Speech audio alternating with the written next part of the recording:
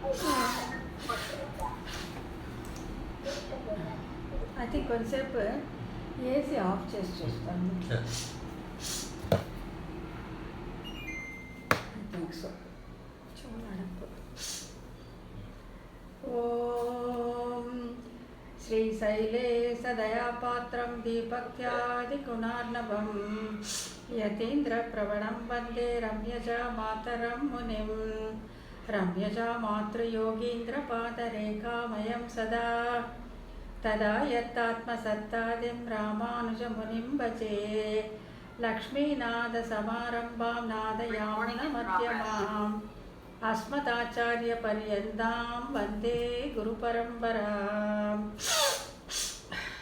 యో నిత్యమచ్యుతపదాంబుజయుగ్మరుక్మవ్యామోహదస్తతితరాణి తృణాయ మేనే అస్మద్గురోర్భగవతోస్య దయైకసింతో రామానుజస్య చరణౌ శరణం ప్రపద్యే మాతా పితా యువతయస్తనయాది విభూతిః సర్వం యదేవ నియమేన మతన్మయానాం ఆద్యస్నః కులపతేర్వగుళాభిరామం శ్రీమత్తతంగ్రియుగళం ప్రణమామి మూర్ధ్నా భూతం సహస్ర మహదాహ్వియభట్టనాద శ్రీభక్తిసారకులశేఖర యోగివాహాన్ భక్తాంగ్రిరేణుపరకాలయతీంద్రమిశ్రాన్ శ్రీమత్పరాంగుసమునిం ప్రణతోస్మి నిత్యం శ్రీమద్యతీంద్రవరయోగిపదాబ్జభృంగం శ్రీవానశైలమునివర్యదైకపాత్రం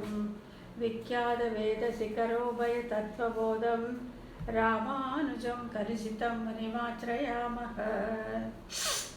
பணவாழ் அரவணை பள்ளி கொள்பவர்க்கு எவ்வுயிரும் குணபோகம் என்று குறுகை கதிபன் உரைத்ததுய்ய உணர்பாவின் உட்பொருள் ஒன்றும் அறியாத உலகறிய மணவாளன் மாறன் மனமுரைத்தான் வன்முடும்பை வந்தே. நாயனார் திருவடிகளே சரணம். அனைவருக்கும் வணக்கம். இன்னைக்கு நம்ம பார்க்க போகிறது 169வது சூத்திரம். அதான் இப்போ வந்து பகவத் குண அனுபவம். எந்தெந்த திவ்ய தேசத்தில் ஆழ்வார் எந்தெந்த குணத்தை அனுபவிச்சார் அப்படிங்கிறத நம்ம பார்த்துட்டு வரோம். இப்போ இன்றைக்கி நம்ம பார்க்க போகிறது வந்து 169வது சூத்திரம், பக்கம் வந்து 56. இந்த இடத்துல நம்ம பார்க்க போகிறது இந்த திருக்கோளூர் அப்படிங்கிற திவ்ய தேசம். அங்குள்ள பெருமாளோட திருநாமம் வந்து வைத்தமானிதி பெருமாள் அப்படிங்கிறத அவரோட திருநாமம். ஆழ்வார் திருநகர்லேருந்து ஒரு 4-5 கிலோமீட்டர் இருக்குது, தூரத்து இருக்குது. மதுரை கவி ஆழ்வாரோடைய அவதார ஸ்தலம் தான் அது. இந்த நம்ம இது வைத்தமானிதி இருக்கக்கூடிய இந்த திருக்கோளூர் அப்படிங்கிற இந்த திவ்ய தேசம். இந்த திருக்கோளூர் நம்ம கொஞ்சம் முன்னால் பார்த்துருக்கோம். எப்போன்னு சொன்னீங்கன்னாக்கா, தாய்ப்பாசுரம் பார்க்கும்போது அதில் அந்த பராங்குச நாயகியுடைய தாயார் சொல்கிறான், இந்த மாதிரி என்னோடய சின்ன பொண்ணு இங்கே தான் இருந்தால் கொஞ்சம் நேரம் முன்னால் வரைக்கும் பராங்குச நாயகி. விழுந்து பார்த்தா அவளை காணோம், எங்கே போயிடுவோம், திண்ணம் என்னிடமா புகுமூர் திருக்கோளூரே, என் பொண்ணு நிச்சயமாக வந்து திருக்கோளூர் தான் போயிருப்பா அப்படின்னு சொல்லி 10 பாசத்தில் சொல்கிறத பார்த்தோம். இப்போ அதை அடிப்படையாக வச்சு தான் இந்த சூத்திரமும் அதில் இருக்க வார்த்தைகளும் அந்த அர்த்தமும் எடுத்திருக்காங்க. சூத்திரத்தை நம்ம பார்க்குறோம். என்னென்னா, கை முதல் இழந்தார் உண்ணும் நிதியின் ஆபத் சகத்வம் புகும் ஊரிலே சம்ருத்தம் அப்படிங்கிறது தான் வந்து சூத்திரம். அதனால் வந்து நீங்கள் பிரகாசிக்கும் குணம், இந்த திருக்கோளூரிலே பிரகாசிக்கும் குணம் எதுன்னு பார்த்தீங்கன்னா ஆபத் சகத்வம். நம்ம கை கஷ்டத்தில் இருக்கும்போது நமக்கு கை கொடுக்கக்கூடிய ஒரு ஆபத் சகத்வம். யாருக்குன்னா கை முதல் இழந்தாருக்கு, கையில் ஒன்றுமே இல்லை அப்படின்னு இருக்கிறவங்களுக்கு உண்ணும் நிதியின் ஆபத் சகத்வம் புகும் ஊரிலே சம்ருத்தம். புகும் ஊர்னா திண்ணம் என் இளமான் புகும் ஊர் திருக்கோளூரேன்னு சொன்னாங்க இல்லையா, அதனால் புகும் ஊர்னு சொல்கிறாங்க. உண்ணும் நிதியில் என்னக்கா அங்கே வந்து அங்கே உண்ணும் சோறும் பருகும் நீரும் தின்னும் வெற்றிலையும் அப்படின்னு சொன்னதுனால உண்ணும் சோறும் கொடுத்துருக்காங்க. அப்புறம் வந்து இந்த கை முதல் இழந்தார் அப்படின்னு ஏன் சொல்கிறாங்கன்னா, இதுக்கு முன் பதிகத்தில் பார்த்தீங்கன்னாக்கா எல்லாம் என் மகள் இழந்தது கட்டே, என் மகள் இழந்தது இது கற்பே அப்படின்னு வரிசையாக வரும். எல்லாம் இழந்த மாதிரி வரும் இதுக்கு முன் பதிகத்தில். இதுக்கு முன் இருக்க திருவாரூரில் அப்படி வரும். ஆகையால் தான் வந்து கை முதல் இழந்தார்க்கு அப்படின்னு அந்த வார்த்தை வருது. கை முதல் இழந்தார் உண்ணும் நிதியின் ஆபத் சகத்வம் புகும் ஊரிலே, அந்த ஊரில் வந்து சம்ருத்தம் நிறைந்து இருக்கும் அப்படிங்கிறது தான் இந்த சூத்திரம். இப்போ வந்து ஏன் இப்படி சொன்னாங்க, எந்தெந்த பாசுரத்துலேருந்து இந்த சொற்கள் எடுக்கப்பட்டது அப்படிங்கிறத வந்து நம்ம விவரமாக பார்த்துக்கலாம். முதல்ல வந்து திருக்கோளூர் இறைவனுக்கு வைத்தமாநிதி பெருமாள் என்பது பேர். அதுதான் அவனோட பேர். அதுதான் வந்து நம்மளுடைய மேக்சினுக்கு வச்சு கிட்டத்தட்ட ஒரு 10 வருஷம் நடத்துகிறோம். வைத்தமாதினி மாநிதி அப்படின்னு சொல்லுகிற இந்த புஸ்தகம். பெருமாள் என்பது திருப்பெயர் ஆகையாலும் நிதி ஆபத்திற்கு உதவுகையாலேயோ பணம். இப்போ நம்ம வந்து வைத்தமாநிதி அப்படின்னு சொன்னாலே வந்து நம்ம லிட்ரலாக இங்கிலீஷில் சொல்லணும் ஃபிக்ஸட் டெபாசிட் அப்படின்னு சொல்லலாம். ஃபிக்ஸட் வைப்பு நிதி, வைத்தமாநிதி. அதாவது நம்மளுக்கு ஆபத்து காலத்தில் உதவும் அப்படின்னு நம்ம சேர்த்து வச்சிருக்கக்கூடிய அந்த ஃபிக்ஸட் டெபாசிட் போல் இருக்கக்கூடியவன் யார்? இந்த வைத்தமாநிதி பெருமாள். நிதி ஆபத்திற்கு உதவும். அந்த பணம் நம்ம ஏன் சேர்த்து வைக்கிறோம்? கொஞ்சம் கொஞ்சமாக ஏன் சேர்த்து வைக்கிறோம்? ஏதாச்சும் ஒரு ஆபத்து நம்மளுக்கு வந்தால், உடம்பு சரியில்லாமல் போச்சோ, ஏதோ எதிர்பாராத சங்கடம் வந்தால் இந்த பணம் நமக்கு உதவும் அப்படின்ட்டு அந்த மாதிரி சேர்க்க வைக்கப்பட்ட அந்த நிதி போன்றவர் இந்த பெருமாள், இந்த வைத்தமாநிதி பெருமாள். நிதி ஆபத்திற்கு உதவுகையாலையும் மேல் திருப்பதிகத்தால் கைமுதல் இழந்தமை கூறி, மேலுனாக்கா முன்னாலன்னு வச்சுக்கணும். நம்ம மேல் திருப்பதிகத்து இதுக்கு முன்னால் திருப்பதிகத்தில் என்ன சொன்னாங்கன்னாக்கா, உண்ணும் சோறும் என்று இந்த திருப்பதிகம் தொடங்குவதாலும் இந்த திவ்ய தேசத்தின் ஆபத் சகத்துவம் என்ற குணம் விளங்கும். முன்னால் வந்து இழந்ததை பற்றி பேசுகிறாங்க. இதுக்கு முந்தின திருவாழ்மொழியில் அதை இழந்துட்டா என் மகள், அதை இழந்தாள், இதை இழந்தாள் 10 பாசுரத்தில் தாய் பாசுரமாக பார்த்தோம். இப்போ இந்த பாசுரத்தில் இந்த பதிகத்தில் பார்த்தோன்னா உண்ணும் சோறும் பருகும் நீரும் அப்படின்னு சொல்கிறதுனால கைமுதல் இழந்தாருக்கு உண்ணும் நிதியாக இருப்பது அப்படின்னு அந்த சூத்திரத்தை வடிவமைச்சிருக்காங்க. ஆபசகத்துவம் என்ற குணம் விளங்கும் என்கிறார். கைமுதல் இல்லாதவர்களுக்கு எடுத்து உண்ணும் தகையதாக இருப்பது நிதி ஆகையால் இந்த வைத்தமா நிதியும் மேல் திருப்பதிகத்தில் ஏலக்குழவி இழந்தது சங்கே. அந்த தாய் சொல்ற, என்னுடைய ஏலக்குழலி இழந்தது சங்கே. அவருடைய கைவளை இழந்துட்டா, அவருடைய அறிவை இழந்துட்டா, அவருடைய கற்பை இழந்தா, எல்லாமே இழந்தாள்னு 10 பாசுரத்தில் இழந்ததை பற்றியே பேசுகிறா அந்த தாயார். யார்? பராங்குச நாயகியுடைய திருத்தாயார். ஏலக்குழலி இழந்தது சங்கே என்று தொடங்கி கற்புடையாட்டி இழந்தது கட்டே என்று முடிக்கையால் 10 விஷயங்கள் இழந்ததாக பேசுகிறார் அந்த பாசுரத்தில். முடிக்கையாலே இதுக்கு உட்பொருள் என்ன? இப்போ பராங்குசி நாயகிக்கு வந்து வளையலும் அழகும் படிப்பும் ஞானமும் முக்கியம் இல்லவே இல்லை. கைமுதல் இல்லாமல், அதாவது உபாயங்களை முழுவதுமாக விட்ட நிலைதான் அந்த 10 பாசுரங்களிலே சொல்லப்படுகிறது. எம்பெருமானை அடைவதற்கு நம்ம பார்த்துருக்கோம் இல்லையா? உபாயங்கள் வந்து கஷ்டமானவை, நம்ம கை கொள்ளுவது ரொம்ப சிரமம். கர்மயோகம், ஞான யோகம், பக்தி யோகம் ஆகட்டும், வேறு எந்த மோட்ச சாதனங்கள் ஆனாலும் நாம் கைப்பிடிக்க மிகவும் சிரமமானவை. ஆகையால் அதை வந்து நம்ம விட்டுட்டு தான் வந்து இவனை எம்பெருமானை வந்து நம்ம உபாயமாக பற்றுகிறோம். ஆகையாலே கைமுதல் இல்லாதவர்களுக்கு எடுத்து உண்ணும் தகையாக இருப்பது நிதி. ஆகையால் இந்த வைத்தமா நிதியும் மேல் திருப்பதிகத்தில் ஏலக்குழலி இழந்தது சங்கே என்று தொடங்கி கற்புடையாட்டு இழந்தது கட்டே என்று முடிக்கையாலே போலி உபேயங்கள் எல்லாம் தன்னிடையே விட்டு கழிந்தமை பெறப்படும். எல்லாம் தன்னாலே போயிடுச்சு. இப்போ வந்து இங்கே தான் ஒரு ரொம்ப அழகான ஒரு விஷயம் வந்து ஒரு சம்பாதனை நடக்கிற நம்ம ஆச்சாரியர்களுக்குள்ள. என்னன்னாக்கா, ஒரு சிஷ்யன் வந்து தன்னுடைய ஆச்சாரியரை கேட்குறார், விடுகை உபாயமா பற்றுகை உபாயமா அப்படின்னு சொல்லிட்டு. அதாவது மற்ற மோட்ச சாதனங்களை விட்டு விடுவது உபாயமா, அதனால் வந்து நமக்கு மோட்சம் கிடைக்குமா, இல்லை எம்பெருமானே பற்றுகை உபாயமா அப்படின்னு சொல்லி கேட்குறாங்க. அதாவது இப்போ மோட்ச சாதனங்கள் எத்தனையோ இருக்கு இல்லையா, அதெல்லாம் சாத்தியோபாயங்கள்னு நம்ம நிறைய இடத்துல பார்த்துருக்கோம். அதாவது எம்பெருமானே நான் இதெல்லாம் பண்ணுறேன்ப்பா, நீ எனக்கு மோட்சத்தை கொடுக்கணும் அப்படின்னு கேட்குறது தான் சாத்தியோபாயங்கள். அது உபாயங்களில் ஈடுபடுவது. அப்போ இந்த கேள்வி என்னன்னா, இந்த உபாயங்களை விட்டு விடுவது மோட்ச சாதனமா, இல்லை எம்பெருமானை பற்றுவது மோட்ச சாதனமா, எது எனக்கு கிளியராக சொல்லுங்கன்னு கேட்டப்போ அந்த ஆச்சாரியர் சொல்லி கொடுக்குறாரு, விடுகையும் உபாயம் அல்ல, பற்றுகையும் உபாயம் அல்ல, விடுவித்து பற்ற வைக்கும் அவனே உபாயம் அப்படின்னு சொல்கிறாங்க. நீ மோட்ச உபாயத்தை விடுறதும் உபாயம் இல்லை, எம்பெருமானை பற்றுவதும் உபாயம் இல்லை, விடுவித்து பற்ற வைக்கும் அவனே உபாயம். அதுதான் வந்து இந்த இடத்துல அழகாக சொல்லியிருக்காங்க. போலி உபேயங்கள் எல்லாம் தன்னடையே விட்டு ஒழிந்து போவேன். அதாவது போயிடும். எப்படி போகும்? அதான் எப்படி போகும்னா அவன் போக வைப்பான். இந்த ஜீவனுக்கு இந்த உபாயம் உதவாது, இதை விட்டு விட்டு என்னையே உபாயமாக பற்ற வேண்டும் என்று அவன் சங்கல்பம் பண்ணும்போது அது நடந்துருது. அதுதான் வந்து இந்த முற்பதிகத்தில் சொல்லப்பட்டது. என்னுடைய ஏலக்குழலி இழந்தது சங்கே, கற்பொழியாட்டு இழந்தது கட்டே அப்படின்னு இழந்ததுன்னு சொல்றது என்னன்னு பார்த்தாக்கா, அந்த உபாயங்கள் அவளை விட்டு போகும்படி செய்து தன்னை பற்றும்படி செய்தான். ஆகையால் விடுவித்து பற்ற வைக்கும் அவனே உபாயம். அதுதான் இங்கே காட்டப்பட்டிருக்கு.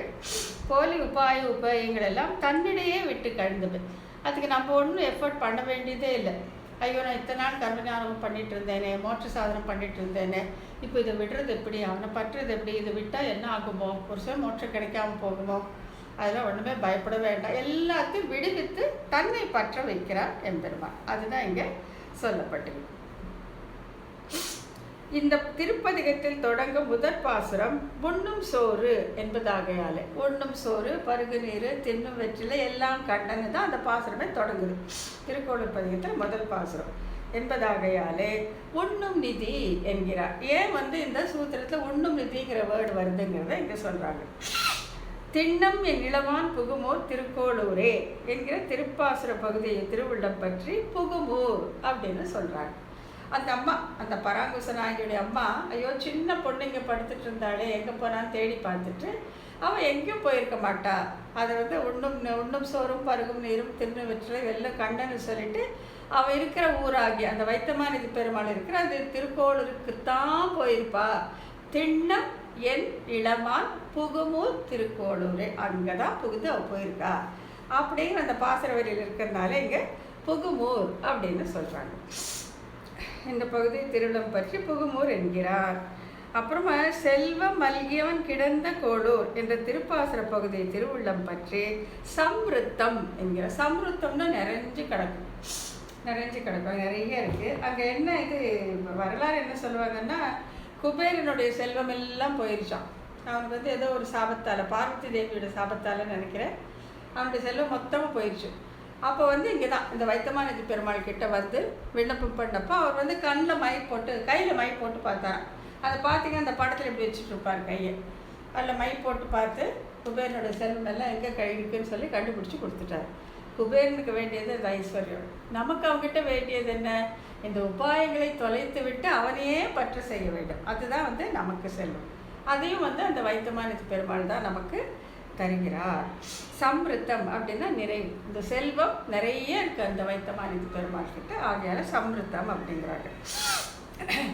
கை முதல் இழந்தார், ஏலக்குழலி இழந்தது சங்கே, திருவாய்மொழி 6:6:1 என்று தொடங்கி கற்புடையாட்டு இழந்தது கட்டே, 6:6:10 என்பது வரை அடையத்தக்க தலைவனை அடையாத காரணத்தால் உண்டான துன்பத்தால் வந்த பரவசப்பட்டிருத்தலாலே, மற்றதன் வசப்பட்டிருத்தல் போலி பேர்களுக்கும் போலி வழிகளுக்கும் எல்லாம் தன்னிடையே விட்டு கழுகியாலே கை முதல் அற்றவர்கள். இப்போ அந்த 10 பாசுரத்தில் இழந்ததுன்னே சொல்லிட்டு வர்றாரு. ஸோ அதெல்லாம் என்ன அப்படின்னு சொன்னால், மற்றதின் வசப்பட்டிருத்தல். மற்றதுன்னா ஐஸ்வர்யத்தின் வசப்பட்டிருக்கலாம், இல்லை உபாயங்கள் வசப்பட்டிருக்கலாம், விஷயாந்திரங்கள் வசப்பட்டிருக்கலாம், புலனுகர்ச்சியில் வசப்பட்டிருக்கலாம். அதெல்லாம் ஒன்றொன்றாக விட்டு கழிகிறது தான். அதுதான் எல்லாம் விட்டு கழிந்து மற்றதன் வசப்பட்டு போலி பேர்கள், அது வந்து உண்மையான பேரும் கிடையாது, அது உண்மையான வழியும் கிடையாது. அதாவது நிலைத்து நிற்கக்கூடிய உபாயமோ உபேயமோ அது கிடையாது. எல்லாம் தன்னிடையே விட்டு கழுகியாலே கை முதல் அற்றவர்கள். இது நம்ம பார்த்துருக்கோம். அதாவது சரணாகத்தனுக்கு வேண்டிய 2 முக்கியமான அம்சங்கள் என்ன நம்ம பலமுறை பார்த்துருக்கோம். ஒன்று வந்து ஆக்கிஞ்சன்யம், மற்றொன்று அனன்ய கதித்வம். அதுதான் 2 பார்ப்போம். அந்த ஆக்கிஞ்சன்யம் அப்படிங்கிறது என்னன்னு பார்த்தா, அதுதான் கை முதல் இல்லாமை. கை விரித்து காட்டுறாப்பா சுவாமி பெருமாளே, என் கையில் என்னவே இல்லைன்னா, கையில் என்ன இல்லைன்னா என் வசத்திலே உபாயங்கள் எதுவுமே கிடையாது. அதான் களைவாய் துன்பம் களைகன் மற்றிலேன் அப்படின்ட்டு குடமுக்கில் பார்த்தோம் இல்லை, கும்பகோடத்தை. அதே மாதிரி களைகள் மற்றிலேன், என் துன்பத்தை போக்கிக் கொள்ள, இந்த பிறவி துன்பத்தை போக்கிக் கொள்ள என்னிடம் கைமுதலே கிடையாது என்று அந்த ஆக்கிஞ்சன்யம், உன்னை விட்டால் எனக்கு வேறு கதியே கிடையாது, நீ ஏதாவது செய்து நீயே என்னை உய்வடை செய்ய வேண்டும் என்கிற அந்த பிரார்த்தனை தான் அது ஆக்கிஞ்சன்யம். அதுதான் வந்து கை முதல் அற்றவர்கள். அந்த ஆக்கிஞ்சன்ய அதிகாரிகள் யாரோ அவங்கள தான் வந்து இங்கே கை முதல் அற்றவர்கள் அப்படின்னு சொல்கிறாங்க. அப்படி கைமுதல் அற்றவர்கள், அதாவது யாருன்னாக்கா வேற உபாய உபேயங்கள் இல்லாதவர்கள் தான் கைமுதல் அற்றவர்கள். அப்படிப்பட்டவர்களுக்கு உண்ணும் சோறாக இருப்பது யாரு? வைத்தமாநிதி பெருமாள். எந்த ஊரிலே? அந்த திருக்கோளூரிலே. அந்த ஊரில் புகும்பூர். ஏன்னாக்கா பராங்குசனாகி அங்கே தான் வந்து சேர்ந்தா. ஆகையால புகும்பூர் அங்கே வந்து நிறைவாக இருக்கும் அப்படிங்கிறதா இந்த சூத்திரத்தோட பொருள். உண்ணும் சோறு பருகுநீர் தின்னும் வெற்றிலையும் எல்லாம் கண்ணன் என்றபடி தாரக போஷக போக்கியங்கள் எல்லாமே தானேயாக உண்ணும். தாரக போக்கிய போஷகங்கள்ல தாரகம்னா தண்ணீர் தான் தாரகம். அதாவது உணவு இல்லாமல் கூட நம்ம இருக்கலாம், ஒரு வாரம் 10 நாள் நம்முடைய பொறுமையை பொறுத்து இருக்கலாம். ஆனால் தண்ணீர் இல்லாமல் இருக்கிறது ரொம்ப கஷ்டம். ஆகையால் நம்மை தரிப்பித்து இருக்க செய்வது எது? தாரகம். அது வந்து தண்ணீர். ஆகையால் தண்ணீர் சரி, தண்ணி குடிச்சிடும், அந்த உயிர் தரித்து இருக்கு. அடுத்தது போஷிக்கப்பட வேண்டும். இந்த உடல் வந்து காப்பாற்றப்பட வேண்டும். அதற்கு போஷகமாக இருக்கக்கூடியது ஒன்று. அப்புறம் வந்து போக்கியம். இப்போ நம்ம சாப்பிட்டப்பறம் வெற்றிலை போட்டுக்கிறோம் இல்லையா? வெற்றிலை போட்டுப்போம், இல்லாட்டி ஐஸ்கிரீம் சாப்பிடுவோம், ஸ்வீட் ஏதாச்சும் சாப்பிடுவோம். அது போக்கியம். போக்கியம் இல்லாமல் இருந்துடலாம், போஷகம் இல்லாமல் கூட கொஞ்ச நாள் இருக்கலாம். ஆனால் தாரகமான தண்ணீர் இல்லாமல் இருக்கவே முடியாது. ஆனால் நமக்கெல்லாம் அந்த மாதிரி இவருக்கு வந்து பராங்குச நாயகிக்கு உண்ணும் சோறு பருகுநீர் தின்னும் வெற்றிலை தாரக போஷக போக்கியங்கள் எல்லாமே அவருக்கு வந்து கண்ணன் தான் அப்படின்னு சொல்கிறாங்க. ஆகையால் அப்படி இருக்கக்கூடிய கைமுதல் இழந்தார் உண்ணும். இந்த கைமுதல் எந்த உபாய உபேயங்களும் இல்லாதவர்களுக்கு தாரக போஷக போக்கியமாக இருக்கக்கூடியவன் யாருனாக்கா சாட்சாத் அந்த வைத்தமாநிதி பெருமாள். நிதி வைத்தமாநிதியாம் மதுசூதனனை, அதுதான் கடைசி பாசுரத்தை சொல்லுவார். அதாவது அந்த 6, 7, 11 என்கிறபடி ஆபத்து காலத்தில் உதவுவதற்கான கட்டி வைத்த மகாநிதி போலே இருக்கிறவனுடைய, அங்கே நமக்காக அப்படியே ஒரு நிதியை கட்டி வச்ச மாதிரி அங்கே எம்பெருமான் இருக்கிறார். அதாவது வைத்தமாநிதியா மதுசூதனை என்றபடி ஆபத்து காலத்தில் உதவுவதற்காக கட்டி வைத்த மகாநிதி போல் இருக்கிறவனுடைய, அப்படிப்பட்ட அந்த வைத்தமாநிதி பெருமானுடைய ஆபத் சகத்வம், ஆபத்தில் உதவுகின்ற பெருங்குணம். அதாவது அங்கே யாருக்கு என்ன வேணுமோ அதை கொடுத்துடுவா. உனக்கு ஐஸ்வர்யம் வேணுமா, கைவில்யம் வேணுமா, மோட்சம் வேணுமா, கைங்கரை வேணுமா, எது வேணாலும் அது கொடுப்பான். அதுவும் நிறைஞ்சு கிடக்காங்க. புகும்பூரிலே திண்ணம் என் இளவான் புகும்பூர் திருக்கோளூரே என்று பேற்றிலே ருசி பிறந்தார்க்கு சென்று சேரத்தக்கதாக இருக்கும் திருக்கோளூரிலே. பேற்றிலே ருசி பிறந்தார்க்குனாக்கா அந்த இது பேர் நமக்கு என்ன பேர்? எம்பெருமானுக்கும் அவனுடைய அடியார்களுக்கும் கைங்கரியம் செய்வதுதான் நமக்கு பேர். அப்படி ருசி பிறந்தவர்களுக்கு எல்லாருமே அங்கே போனால் போக மாட்டாங்க. திருக்கோளூர் எங்கே இருக்குன்னு நிறைய பேருக்கு தெரியாது. இந்த பேற்றிலே ருசி பிறந்தவர்களுக்கு சென்று சேரத்தக்கதாக இருக்கும் ஒரு இதுன்னு பார்த்தீங்கன்னா இந்த திருக்கோளூர். அப்படின்னாக்க சம்பிருத்தம் செல்வம் மல்கி அவன் கிடந்த திருக்கோளூர்க்கே என்கிறபடி காப்பாற்றுவர் தரும் பொருள்களை காப்பாற்றலே தனக்கு எல்லையில்லாத செல்வமாக நினைத்து வந்து கிடக்கையாலே வைத்தமாநிதி பெருமாள் கண் வளர்வதாலே நிறைந்திருக்கும் என்பை. இப்போ அவனுக்கு செல்வம் என்ன? அவனுக்கு நம்ம எல்லா செல்வத்தையும் கொடுக்குறான். அவனுக்கு செல்வம் என்னன்னா காப்பாற்ற வேண்டும் என்று வந்து நின்றவர்களை காப்பாற்றுவதையே தனக்கு செல்வமாக வைத்திருக்கக்கூடிய அந்த வைத்தமாநிதி பெருமாள் அப்படின்னு சொல்கிறாங்க. காப்பாற்றுவதிலே தனக்கு எல்லையில்லாத செல்வம், அவனுக்கு பெரிய செல்வம். ஏன் அங்கே படுத்துட்டு இருக்கான் வைத்தமாநிதி பெருமாள்லாம்? யாராச்சும் வருவாங்க, திண்ணம் என் நிலமான் மாதிரி யாராச்சும் இந்த திருக்கோளூருக்குள்ள வந்தால் அவங்களை காப்பாற்றுவதே எனக்கு மிகப்பெரிய செல்வம் என்று நினைத்து அங்கே கண் வளருகிறான் இந்த வைத்தமாநிதி பெருமாள். ஆகையாலே செல்வம் மல்கி அவன் கிடைத்த திருக்கோளூர்க்கே என்றபடி காப்பாற்ற தகுந்த பொருள்கள் எல்லாம் காப்பாற்றுதலே தனக்கு எல்லையில்லாத செல்வமாக நினைத்து வந்து கிடக்கையாலே அங்கே வந்து அவன் படுத்திருக்கிறதுனால வைத்தமாநிதி பெருமாள் அப்படின்னு சொல்லி கண் வளர்வதாலே நிறைந்திருக்கும் என்கே.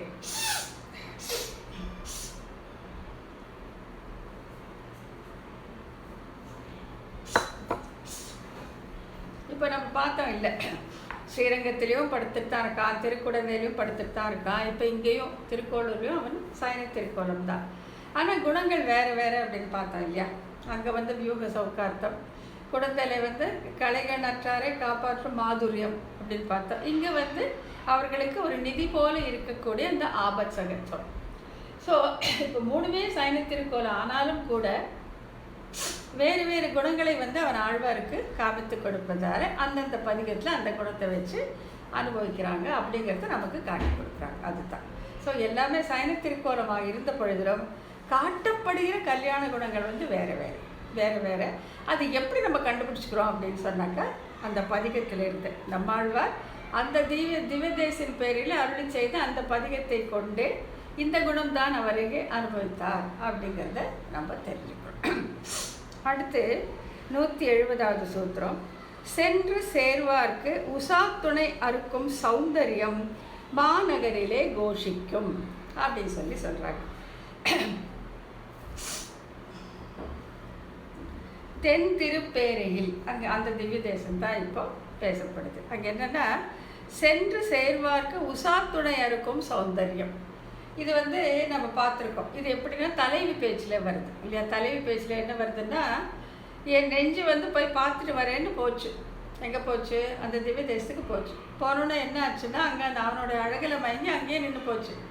இப்போ வந்து நான் தூதாக அனுப்பிய என் நெஞ்சம் அதை திருப்பி வரணும்னா அதுக்கு ஒரு தூது அனுப்ப வேண்டிய போல் இருக்கே அப்படின்னு சொல்லி நினச்சிக்கிற இடத்துல இந்த பார்த்தோம். நம்ம உஷா துணை அப்படின்னாக்கா நம்ம விரும்பி அனுபவித்து பேசுவதற்கு. இப்போ நம்ம அனுபவம் இருக்குது பார்த்தீங்களா? இப்போ இவ்வளோ அனுபவம் இருக்குது நமக்கு இந்த திவ்ய தேசம் பற்றியெல்லாம். இதை போய் யார்கிட்டன்னு சொன்னால் அது காது கொடுத்து கூட வாங்காமல் இருக்கலாம். அப்படி வந்து அதை நினச்சிக்கலாம், எனக்கு என்ன தான் பேசுகிறாங்க, ஒன்றுமே புரியலையே, ரொம்ப போராக இருக்குது அப்படின்னு கூட நினைக்கலாம்.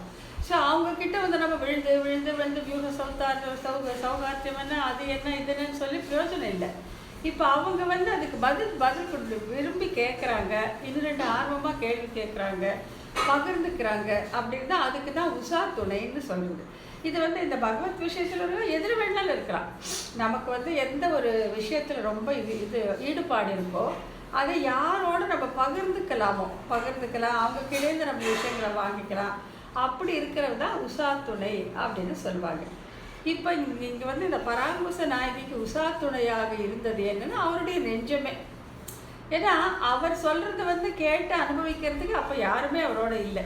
ஆகையால தன்னுடைய நெஞ்சையே தான் அவர் வந்து உஷா துணையாக வச்சுட்டு இருந்தார். ஆனால் இந்த எம்பெருமான் முகமே காட்டாமல் போகவே இவங்க என்ன பண்ணாங்க, நெஞ்சை வந்து தூதாக அனுப்பிச்சார். எங்கே அனுப்பிச்சார்? எம்பெருமான் கிட்ட அனுப்பிச்ச உடனே அந்த நெஞ்சானது அங்கே அந்த எம்பெருமானுடைய அழகில் ஈடுபட்டு அங்கேயே நின்று போச்சு, வரவே இல்லை. ஆகையால் வந்து இந்த உஷா துணையும் இல்லாமல் போச்சு. அதை தான் வந்து இந்த சூத்திரத்தை சொல்கிறாங்க. சென்று சேர்வார்க்கு அந்த நெஞ்சு அங்கே போய் சேர்ந்தாச்சு. சேர்ந்தவுடனே உஷா துணை அறுக்கும்.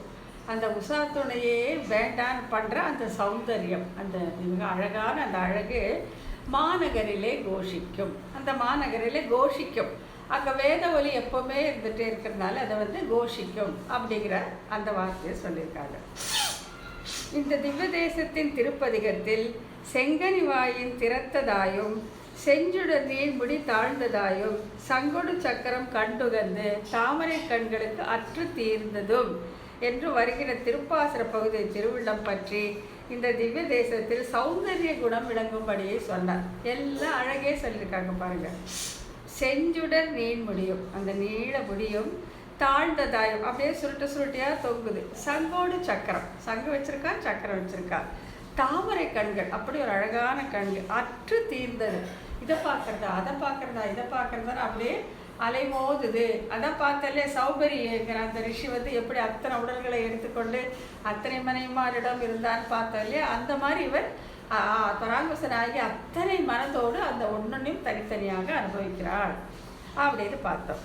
தாமரை கண்களுக்கு மற்ற தீர்ந்தது எருவன்கிற திருப்பாசுர பகுதி திருவுள்ளம் பற்றி இந்த திவ்ய தேசத்தில் சௌந்தரிய குணம் விளங்கும் என்கிறார். சௌந்தரிய குணம் இந்த ஊரிலே விளங்கும்.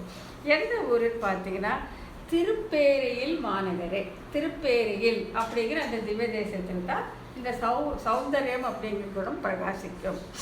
இந்த திருப்பாசுர பகுதி திருவுள்ளம் பற்றி மாநகர் என்கிறார். இது திருப்பேரையில் மாநகரே அப்படிங்கிற அந்த வார்த்தையை பிடிச்சி மாநகரே அப்படின்னு சொல்கிறார். எங்கும் எழுந்த நல்வேத தொழில் நின்றோங்கும் என்ற திருப்பாசுர பகுதி திருவுள்ளம் பற்றி கோஷிக்கும் என்கிறார். சௌந்தரியம் மாநகரிலே கோஷிக்கும். அந்த கோஷிக்கும்ங்கிற வார்த்தை எங்கேருந்து வந்துச்சுன்னாக்கா அந்த ஊரில் அந்த திருப்பேரையில் வந்து வேத ஒலி எப்போ பார்த்தாலும் சத்தமாக கேட்டுக்கொண்டே இருக்கும். ஆகையால் கோஷிக்கும் அப்படிங்கிறார். சென்று சேர்வார்க்கு உசாத்துணை அறுக்கும் சௌந்தர்யம் மாநகரிலே கோஷிக்கும். அதுதான் சூத்திரம். இப்போ ஒன்றா பார்க்கலாம். சென்று சேர்வார்க்கு தென் திருப்பேரையில் சேர்வன் சென்றே அப்படின்ட்டு என்கிற முறையிலே அடைதல் பெறாத அன்பின் முகுதியாலே தோழிமார் முதலியவர்கள் வார்த்தையை கேளாமல் சென்று சேர்வது என்னும்படியான அவர்களுக்கு. இதுவும் நாயகியுடைய பேச்சு தான், நாயகி பாசனம் தான். என்னென்னா, நான் கண்டிப்பாக நான் போதான் போகிறேன். எங்கே போகிறேன்? திருப்பேரைக்கு நான் போகிறேன். தோழிமார் பேச்சும் கேட்க மாட்டேன், அன்னையுடைய பேச்சும் நான் கேட்க மாட்டேன், நான் அங்கே போகத்தான் செய்வேன் என்று திடமாக கிளம்பிவிட்டாள் இந்த பராங்குச நாயகி என்னும்படியார்களுக்கு. என் நெஞ்சினாரும் அங்கே ஒழிந்தார், உழந்து இனி யாரை கொண்டு உசாகும். இதுதான் ஏன் போகிறேன்னு கேட்டாக்கா, என் மனசு அங்கே போயிடுச்சு, போய் அங்கேயே நின்று போச்சு. இப்போ எனக்கு உசாத்துணை இல்லை, நான் என்னதான் பண்ண முடியும்? நானும் அங்கே போய்த்தான் ஆக வேண்டும் என்று சென்று சேர்வார்க்கு உசாத்துணை அறுக்கும் சௌந்தர்யம்.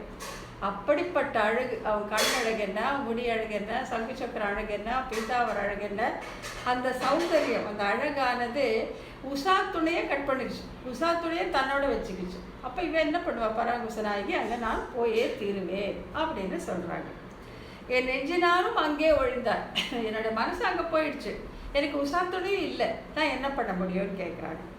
இனி யாரை கொண்டு நான் உசாகும்? இந்த யாரோட தானே பேச முடியும்? ஐயோ அவள் அழகு, அவள் சங்கு சக்கர அழகு, அவள் கூட இப்படி அப்படின்னு யாருமே இல்லையே, பேசுறதுக்கு எனக்கு யாருமே இல்லையே.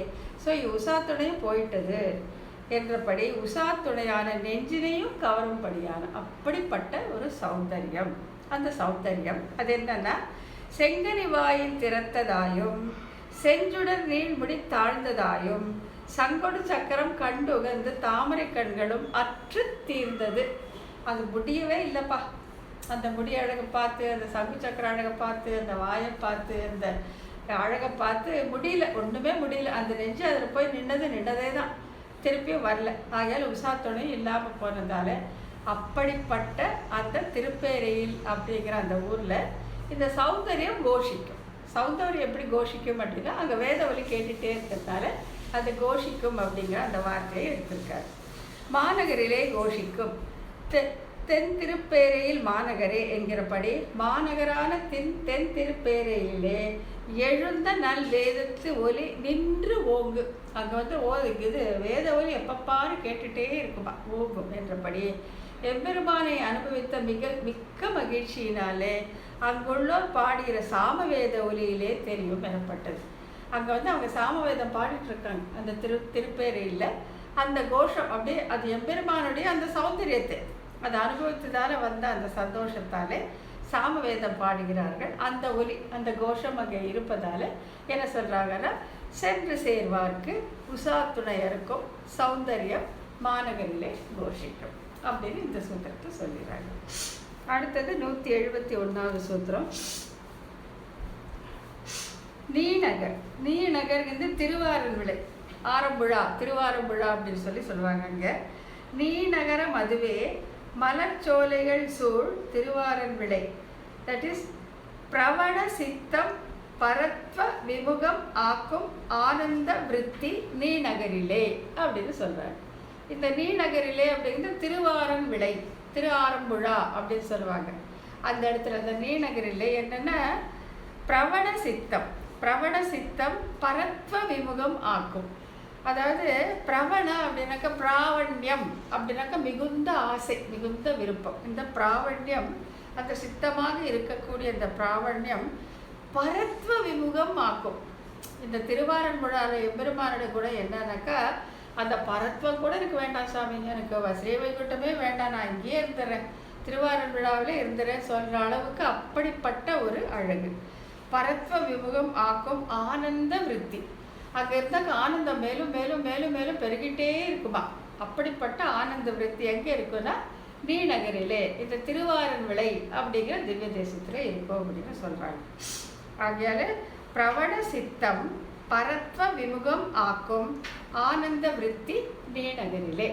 நீநகரில் திருவாரன்விழா. அந்த திருவாரன்விளையில் இருக்கக்கூடிய பிரகாசிக்கும் குணம் என்னன்னா ஆனந்த விருத்தி. இந்த சேதனனுக்கு மேலும் மேலும் மேலும் மகிழ்ச்சியை ஏற்படுத்தக்கூடிய அந்த ஆனந்த விருத்தி. அது எப்படின்னா பரத்வ பரத்வத்தையும் விமுகராக்கும். அந்த பரத்வம் கூட வேண்டாம், அப்படின்னு சொல்லக்கூடிய அந்த அன்பு, அந்த ஆனந்த விருத்தி எங்கே இருக்குன்னா நீநகரிலே, இது திருவாரன் விளையில இருக்கும்னு சொல்கிறாங்க.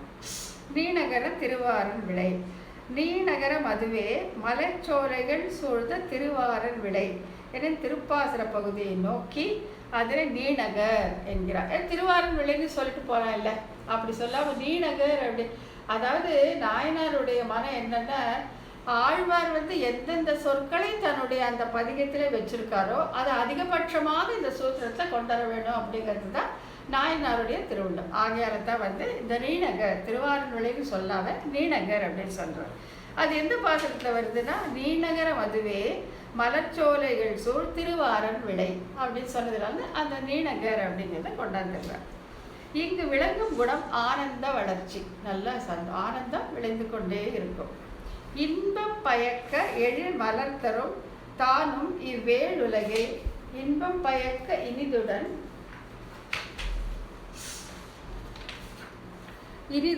வீற்றிருந்து ஆள்கின்ற எங்கள் பிரான், அந்த பாசுர பகுதி. அது ஆழ்வார் அருள் செய்த பாசுரம். அதுலேருந்து அதை மனசில் வச்சுட்டு திருவுள்ளம் பற்றி ஆனந்த விருத்தி என்று சொல்கிறார். ஆனந்த விருத்தி எங்கே இங்கே வருதுன்னாக்கா, இன்பம் பயக்க எழில் மலர் மாதரும் தானும் இவ்வேழுலகை இன்பம் பயக்க இனிதுடன் வீற்றிருக்கின்ற எங்கள் பிரான். ஒரே இன்பமாக இருக்கு. இன்பம் இன்பம் இன்பம், அவன் இருக்கிறதும் இன்பம், மற்றவர்களுக்கு தரதும் இன்பம், தான் அனுபவிக்கிறதும் இன்பம். அப்படி மேலும் மேலும் மேலும் அந்த இன்பம் பெருகிக்கொண்டே போகிறது தான் இங்கே ஆனந்த வளர்ச்சி அப்படின்னு சொல்கிறாங்க. ஆனந்த விருத்தி என்கிறார். விருத்தி அப்படின்னா வளர்ச்சி. இந்த ஆனந்த விருத்தி, இந்த வளர்ச்சி, ஆனந்தத்தின் வளர்ச்சி எங்கே பார்க்கலாம்னா இந்த திருவாரன் விளை அப்படிங்கிற திவ்ய தேசத்திலே நாம் பார்க்கலாம். அப்புறம் பிரவண சித்தம் பரத்வ விமுகர் ஆக்கும் என்பது, இது ஏன் இப்படி வருது, இந்த வார்த்தையே எடுக்கிறாரு நாயனார் அப்படின்னு பார்த்தா, சரிம்மா, ஓகேம்மா చేసుకుంటామా, ఓకే ఓకేమ్మా, ఓకే షూర్. ஸோ ஆகையால் இந்த திருவாரன் விளை அப்படிங்கிற ஊர், அதை தான் நீநகரிலேன்னு சொல்லி அங்கே பிரகாசிக்கிற கூட இந்த ஆனந்த விருத்தி. அந்த ஆனந்த விருத்தி எப்பேற்பட்டதுன்னா பரத்வத்தையும் வேண்டான்னு சொல்கிற அளவுக்கு எடுத்துகிட்டு போகும். அந்த மோட்சமே ஸ்ரீவைகுண்டமே கிடைச்சாலும் எனக்கு வேண்டான்னு சொல்கிற அளவுக்கு இருக்குன்னு சொல்லிட்டு அது எந்தெந்த பாசனத்துலேருந்து எடுத்திருக்கு அப்படின்னு சொல்லி சொல்கிறாங்க. அதாவது என்னன்னாக்கா ஆனந்த விருத்தி வளர்ச்சி, ஆனந்த விருத்திக்கு முதலிருந்து பார்த்தலாம், எங்கே விட்டோன்னு தெரியல. அதனால் இந்த பிகினிங்லேருந்து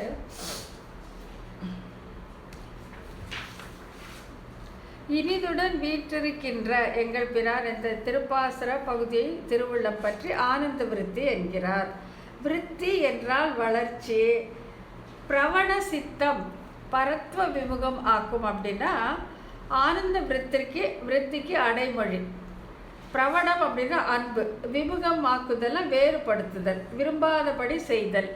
சிந்தை மற்றொன்றின் திறத்தல்லாத தன்மை தேவபிரான் அறியும் என்கிற திருப்பாசுர பகுதி திருவுள்ளம் பற்றி விமுகமாக்கும் என்கிறார். மற்றொன்றுனா பரத்வம். இப்போ இங்கே என்ன சொல்ல வராங்க அப்படின்னு சொன்னாக்கா, சிந்தை மற்றொன்றின் திறத்தல்லாத தன்மை தேவபிரான் அறியும். என்னுடைய மனசு இந்த திருவாரன் மலையில் இருக்கிற இந்த எம்பெருமான் கிட்ட ஈடுபட்டுச்சுனாக்கா வேறொன்றின் பக்கமே செல்லாது அப்படின்னு இந்த பாசுர வரியில் சொல்கிறார். என்ன அப்படின்னு சொன்னாக்கா, சிந்தை மற்றொன்றின் திறத்தல்லாத தன்மை தேவபிரான் அறியும். என் மனசு இந்த திருவாரன் விளை எம்பெருமான் கிட்ட ஈடுபட்டப்புறம் இன்னொரு பக்கம் போகவே போகாது அப்படிங்கிறது அவனுக்கே தெரியும் அப்படின்னு சொல்லி சொல்கிறாங்க. என்கிற திருப்பாசுர பகுதி திருவுள்ளம் பற்றி விமுகமாக்கும் என்கிறார். மற்றொன்று அப்படின்னு இங்கே ஒரு சர்வசாதாரணம் சொல்கிறது சாட்சாத் பரத்வம். அதாவது இந்த திருவாரன் விளை எம்பெருமான் கிட்ட ஈடுபாடு ஆயிடுச்சுனாக்கா அந்த பரத்வமே வேண்டாம், பரத்வத்திடம் விமுகமாக்கும். வேண்டாம், எனக்கு வேண்டான்னு சொல்கிற அளவுக்கு கொண்டு போயிடும். எதுனாக்கா இந்த இடத்துல இருக்கக்கூட இந்த பிரணவ சித்தம், இந்த திருவாரன் விளை எம்பெருமான் கிட்ட இருக்கக்கூடிய அந்த பிரணவ சித்தம், பிரவண சித்தம், பிரணவ இல்லை பிரவண சித்தம் அப்படின்னாக்கா விருப்பம், நிமகமான இன்பம், ஈடுபாடு.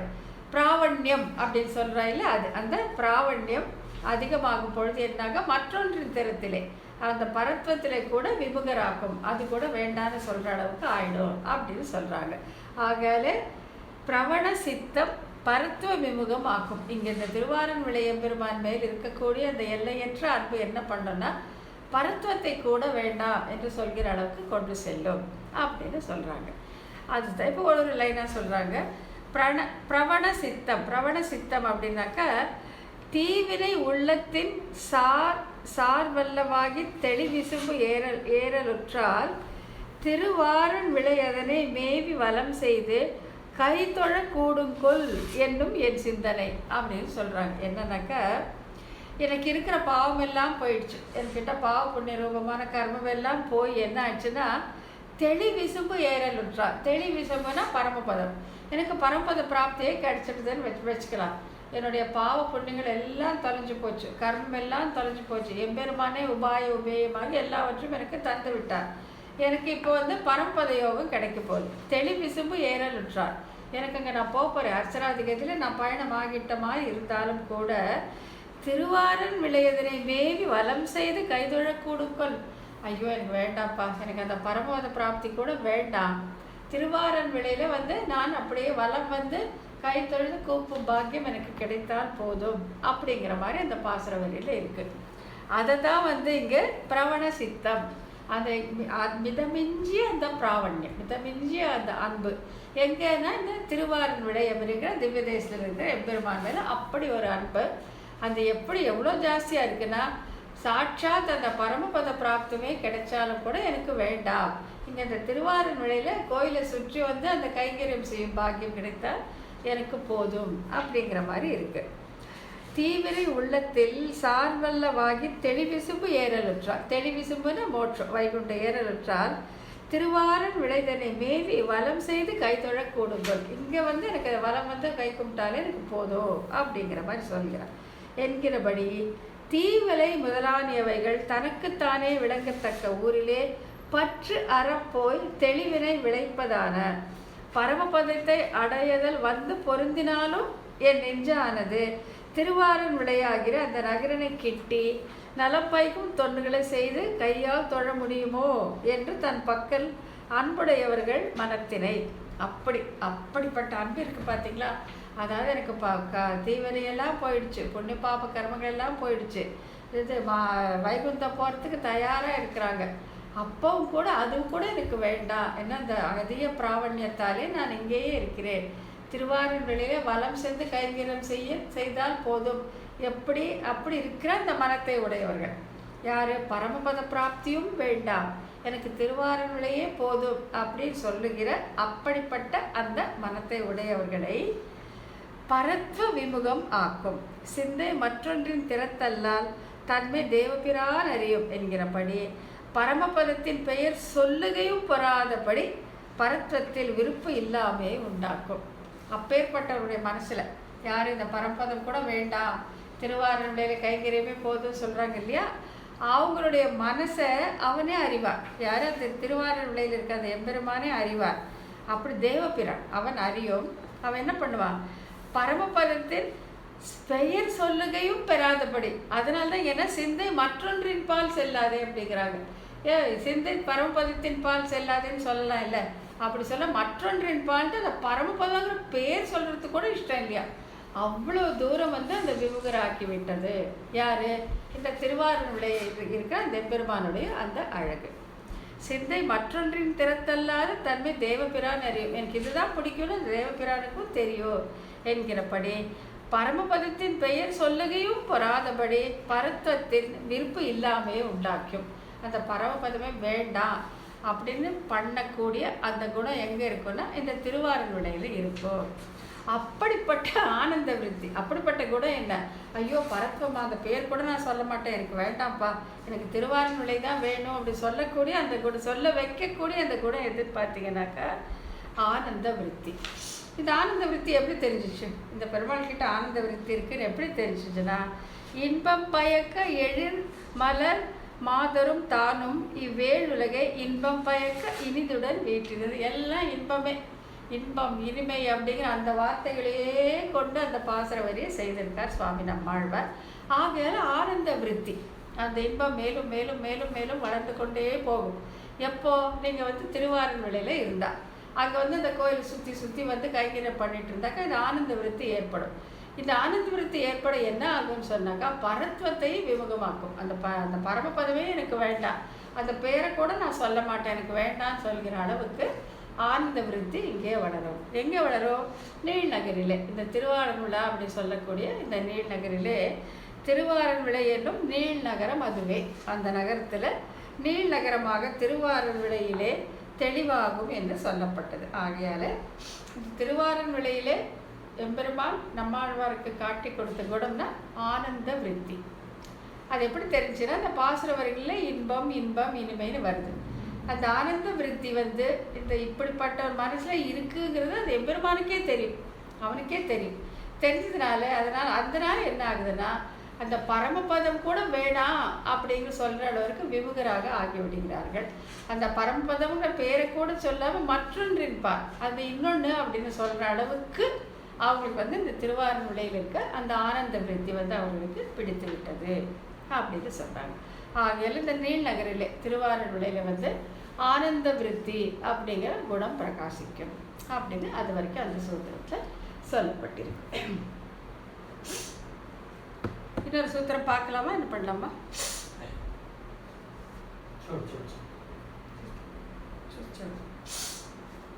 அடுத்தது 172வது சூத்திரம். சாதரரை பரிசழிக்கும் சேஷ்டதாச்சரியம் குலத்திலே கொடிவிடும்.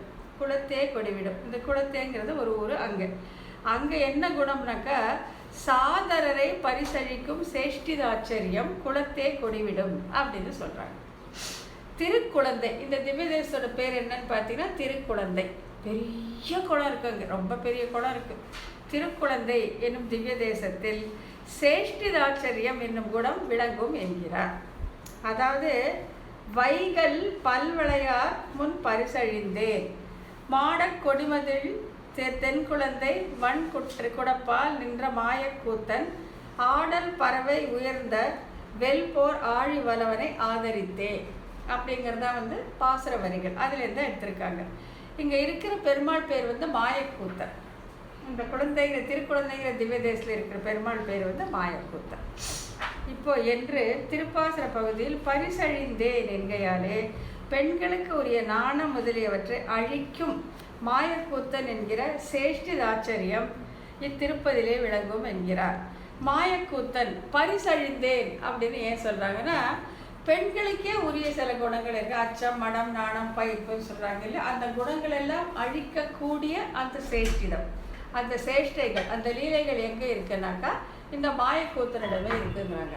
மாயக்கூத்தன் எங்கே இருக்கான்னா இந்த திருக்குழந்தை அப்படிங்கிற திவ்ய தேசத்தில் இருக்கா அப்படின்னு சொல்கிறாங்க. சேஷ்டிதாச்சாரிய, சேஷ்டிதம்னா செயல், அவனுடைய அந்த லீலைகள்.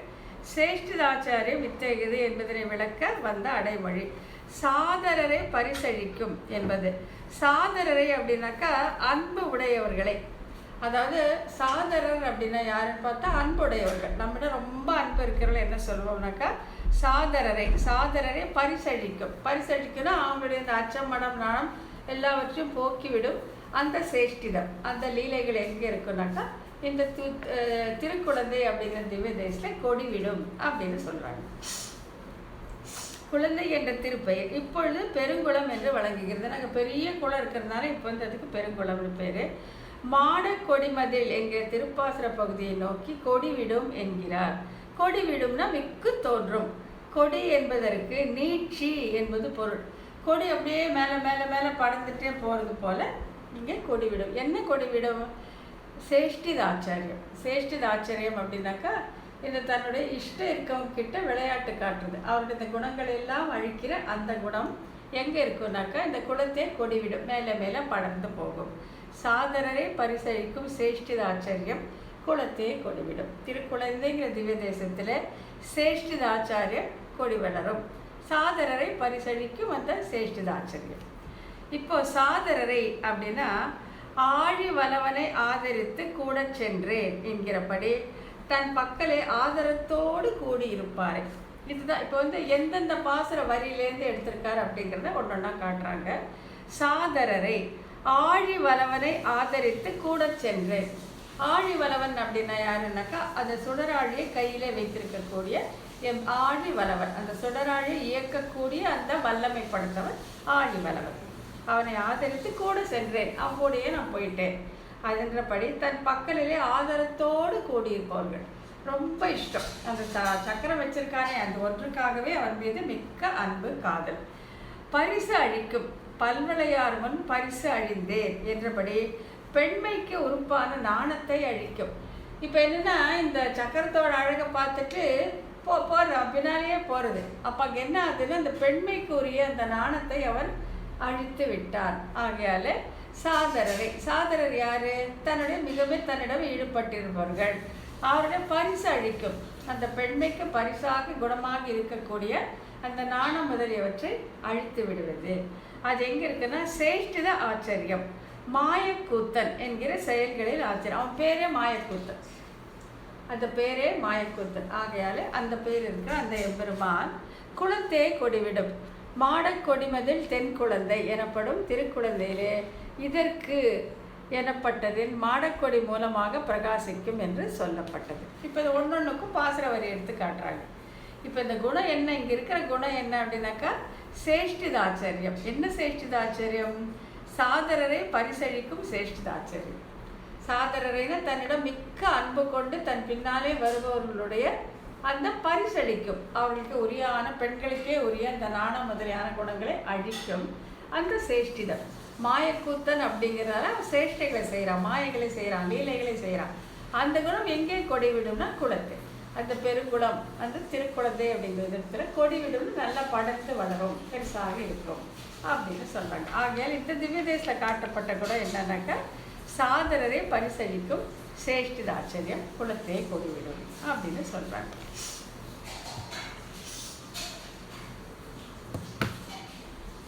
இன்னொன்று பார்த்துலாமா? ஒரு சூத்திரம் நீக்கி வச்சுக்கலாமா?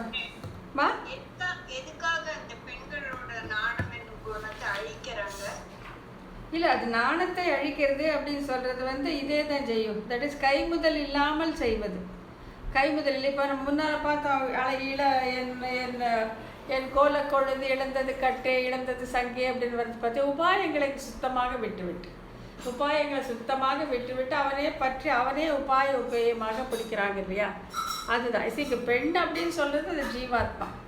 அந்த ஜீவாத்மா மற்ற எல்லாமே விட்டுட்டு அவனே போய் சரணடைந்து அவனுடைய அழகிலே ஈடுபட்டு இருக்கக்கூடிய அப்படிப்பட்டவர்களுக்கு மற்ற எல்லா பற்றியும் விலக்கி விடுகிறார் அப்படிங்கிறது தான் அங்கே அர்த்தம். அவர் அதுதான் அர்த்தம். ஏன்னா இது நாயகி பாசுரமாக இருக்கிறதுனால. இப்போ இது பார்த்தீங்கன்னா இந்த பதிகம் பார்த்தீங்கன்னா நாயகியுடைய பேச்சாக இருக்கும். நாயகியோட பேச்சாக இருக்கிறதுனால அந்த பெண்மைக்கு ஒரு இந்த கற்பை இழந்தேன், என் கட்டை இழந்தேன், சங்கு இழந்தேன், என்னுடைய மாமை இழந்தேன் அப்படின்னு வர்றதுனால அந்த நாயகி பாவத்தில் பேசுறதுனால அந்த மாதிரி கொடுத்துருக்காங்க. இது ஃபுல்லுமே ஆழி வளவனை ஆதரித்து கூட சென்றேன்னு நாயகி பேசுகிற பேச்சு தான். பல்வளையார் முன் பரிசு அழிந்தேன், அதாவது இப்போ இப்படி எம்பெருமானை தேடி போகிறதுனால எல்லாரும் அவளை கேலி பேசுவாங்க இல்லையா? இப்போ இப்போ நம்ம திருமந்திரத்தில் வச்சு பார்க்கும்போது இந்த தலைவி பேச்சு நாராயண பதம் இல்லையா? அப்படி போகும்போது தாய் நம்ம பதம், தோழி அந்த இது பிரணவார்த்தம் சொல்லியிருக்கோம் இல்லையா? அப்போ இப்படி கட்டு மீறி போகும்போது இவளை கேலி பேசுவாங்க, உனக்கு வெக்கம் இல்லையா அப்படி இப்படின்னு சொல்லுவாங்க. தலைவி பேச்சாக இருக்கிறதுனால நாணத்தை இழந்தேன் அப்படின்னு சொல்கிறாங்க. அதாவது மீறி போகிறது, எல்லாவற்றையும் மீறி போகக்கூடிய அந்த தன்மை. பல்வளையார் முன் பரிசு எழுந்தினே என்னுடைய தோழி தாயார் எதில் பெண்மைக்கு உறுப்பான நாணத்தை அழிக்கும். அந்த தடை எதெல்லாம் தடையாக வருதோ அதெல்லாம் நீக்கிட்டு போக சொல்லும். எதெல்லாம் தடையாக வருதோ அதெல்லாம் நீக்கிட்டு போக சொல்லும். அதுதான் மாயக்கூத்தன் என்று செயல்களிலே ஆச்சரியம் நிறைந்தவர். அதுதான் இதுதான் சேஷ்டிதாச்சரியம். சேஷ்டிதாச்சரியம் தான் இந்த மாயக்கூத்தன் அப்படிங்கிற பேரால் சேஷ்டிதாச்சரியம் அப்படின்னு சொல்கிறாங்க. ஆகையால் சாதரரை பரிசளிக்கும் சேஷ்டிதாச்சரியம் குளத்தே கொடிவிடும். அந்த திருக்குளம் இந்த பேர் இருக்கிறதுனால அந்த குளங்கிறது கொடிவிடும், நல்லா படர்ந்து வளரும் அப்படின்னு சொல்கிறாங்க. இன்னைக்கு இது நிற்க வச்சுக்கலாம். இதோட இன்னொரு 4 minutes தான் இருக்குது. பெருசாக எடுத்தது சிரமம் நான் சொல்கிறேன். அடியேன்றான்.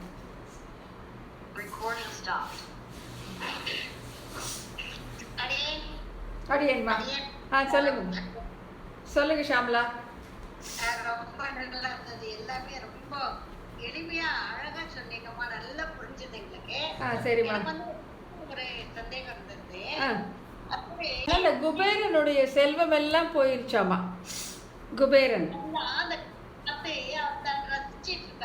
இல்ல இல்ல அந்த கையில மை போட்டு பார்த்தாராம் குபேரனுடைய செல்வம் எங்க இருக்குன்ட்டு. அது இத்தனை நாள் எனக்கு தெரியல.